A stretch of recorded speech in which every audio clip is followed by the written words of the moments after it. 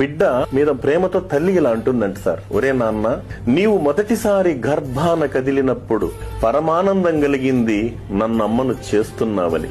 నన్ను చీల్చుకుని ఈ లోకంలోకి వచ్చాక మమకారం పొంగింది నా ప్రతిరూపానివని. నా రక్తాన్ని పాలుగా తాగుతూ ఉంటే బోలెడంత ఆశ కలిగింది అందరికంటే బలవంతుడివి కావాలని. చిన్నప్పుడు తప్పటడుగులు వేస్తూ ఇల్లంతా తిరుగుతూ ఉంటే తట్టుకోలేనంత ఆనందం కలిగింది నీ కాళ్ల మీద నువ్వు నిలబడగలవని. ఆ అడుగుల్లోనే కాస్త దూరమైతే ఆశీర్వదించాలనిపించింది నువ్వు గొప్పవాడివి కావాలని.